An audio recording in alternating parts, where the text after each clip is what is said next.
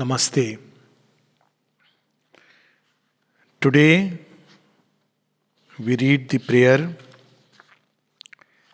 as the mother is drawing closer and closer to Pondicherry, the Shakti coming to meet the Ishvara. It's a prayer dated March 21, 1914. As always, she is revealing to us on one side the limitations of what we believe that we know and opening infinite horizons, literally, the right attitude with which we should approach life. So, always when we stand before God or we pray to Him, we want circumstances and situations to change. We want things to be this way or that way. We think if it happens this way, that means it is God's will which is working. When somebody asks the mother that everything that happens in the world, is it God's will? Mother says, if you start thinking like that, deep inside, yes, but there are many layers through which it is distorted. So ultimately, what expresses itself is a big distortion. So if you start taking that everything that is happening is God's will, then you may land up in net of the hostile forces. So everything that happens is not necessarily the divine will. This is the first thing that she reveals several places. At the same time, that everything outwardly is very favorable and happening according to my wish, my choice, is not necessarily means that this is the direction that the divine wants me to go. At one point when somebody asked Sri Aurobindo, can the divine fail? Sri Aurobindo says, yes, why not? What if failure suits him best for his ultimate purpose? So we see Shri Krishna, famous story when he becomes Ranchod, he runs away from the battlefield and all the chieftains in Mathura, they oppose him. That are we cowards? We can't fight Jarasandh and his lot. He says, of course we can fight. And we can even defeat him. There will be a lot of bloodshed, but there is something else. So he goes there and establishes, and he says that in any case, a city after a long time, there must be other reasons also, I suppose, because Kans had lived there and that carried a strong stamp of the Asura, and many other reasons which Krishna won't say, that let us go to Dwarka. So they go all the way from Mathura to Dwarka. And finally, of course, Jarasandh, Kal, Yavan comes and they are neutralized. Jarasandh is neutralized by Bhimsen, and Kali Yavan comes chasing him. Kali Yavan is, even that time there used to be foreign invasions, and he's neutralized by Shri Krishna, tricking him into Muchkund's cave. That's a different story, but it looks apparently as if Shri Krishna ran away from the battlefield. But Sri Aurobindo would say, what if it suits him best?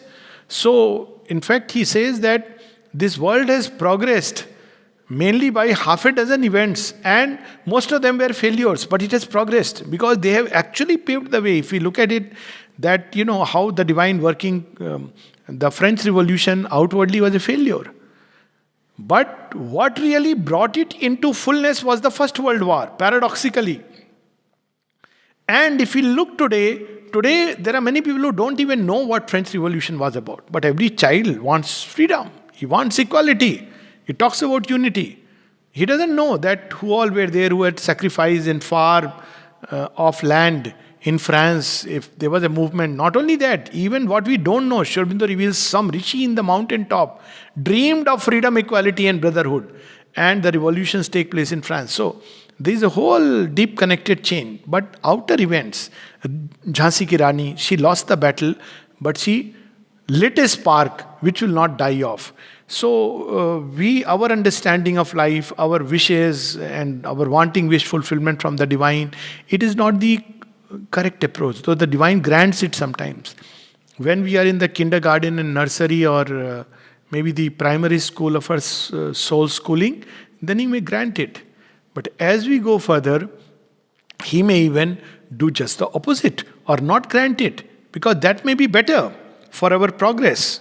So this is a prayer dated March 21, 1914. What we should really ask the divine for.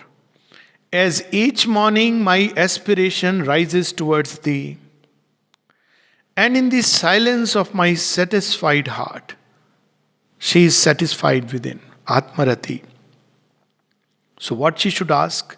I ask that thy law of love may be expressed in her being and in creation. Thy will manifested.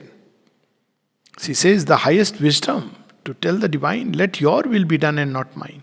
He knows what is best for us. And in advance I give my joyful and serene adhesion to these circumstances which are to translate this law and this will. So she says, I want your will to manifest. I want your law of love to express. And I'm already giving my consent. Such a beautiful way. We write a whole list of prayers, our wishes, then sign and then give it to divine that I want your signature on it. But what she is saying, she writes very simply, your will, signs in advance. She doesn't wait for the divine to say that it would mean these circumstances. She doesn't. She says, already I have given adhesion of my being to these circumstances. And then she reminds us, oh, why be restless and demand that when oneself is concerned, things should go in a particular way and not in another. Why be restless? By these wantings, we throw ourselves in a bitter struggle. How do we know what the divine wants? What is really best for us? We look at a very small section of time. But you see, some of the great events in history we repeatedly speak about it have been so beautiful. Even an outer disability can become for the right person a means for his spiritual evolution. Surdas was blind outside, but he developed the inner sight. Why determine that such and such a set of circumstances shall be the best possible expression? And then throw oneself into a hard struggle so that these possibilities may be realized. Why believe that this is a better? Why not take it that the divine, what he wants, may not be exactly the way I want it? And when we look at life like that, it's so beautiful that why we determine, many people want divine to give them money. Look at the divine vision and human vision. Of course, there should be money enough to take care of a life so that we don't have to ask from anyone. That money should be there so that we have a reasonable life. Now, reasonable is reasonable, not, one can say that having a house for each child and having a car for each child is my reasonable. Of course, not that way. But there are people who ask for a lot of money. And you know what mother has to say? She says, my child, you think having money is a blessing, but I tell you it is really a curse. And then she says, it is so true in the Bible. What is written in the Bible, that it is easier for a camel to pass through the eye of a needle than to make a rich man turn to God. Even when he turns, he is always calculating. If I give this much money, he will give a small little bit. And of course, it will be very big compared to maybe a poor person. But even there he is calculating. I have given this much. What I am going to get? So this tendency, whereas of course there are exceptions. There are beautiful exceptions. In Mother Sri Aurobindo's yoga we see in ancient times how Bhama Shah got all his wealth when Maharana Pratap has lost the battle of Chittorgarh, and he comes, lays all the wealth at his feet that you use it to raise the army again, and he raises and comes back and recaptures the fort. So there have been, but these are exceptional cases. By and large, when there is money, it is, as a great poet has said, kanak kanakte sauguni madak ta adhikaye ya paye boraye hai wo ya khaye boraye hai wo paye boraye. Now kanak is meant for gold, money, wealth. Also it is meant for opium. So he says that gold is more intoxicating than opium. Opium you have to eat, then it will intoxicate you. But gold, just having it in the pocket is enough to intoxicate you. She says that about black money, all this she has said. People stack up wealth in their, hoard it and they think, but actually they are possessed by it. And so she reminds us and tells us that we think these circumstances are important, but actually they are not. We think if I have money, if I have all this comfort, I will turn to God. But who knows? Then I will become a slave of these things. So she reminds us that why determine that such and such a set of circumstances shall be the best possible expression? Some people may think that if I have this degree, if I am in government in such a high post, I can do Mother and Sri Aurobindo's work. I know a person who put his money in shares, thinking that one day a lot of money will come and then he will offer it to the mother. He lost all the money after some time. Initially he got it and he got into that mood. And when he lost it, he went through a crash. Because how could I do it? How could this happen? So this was a lesson for him to learn. Because he was actually getting caught into it. So we may give 100 excuses that these or that circumstances may be the best. And then we throw ourselves into a hard struggle to realize these possibilities which may not be needed. But instead of that, what we should do? Why not employ all one's energy solely to will in the calm of an inner confidence that it may be thy law which triumphs everywhere and always over all difficulty, all darkness, all egoism within us and around us. May thy will be done. May thy law triumph. So this should be our attitude and the turn of energies, not outwardly. This should happen, that should happen, this way it will be better, that way it may be better. So we should turn it inside in an inner conquest rather than outwardly.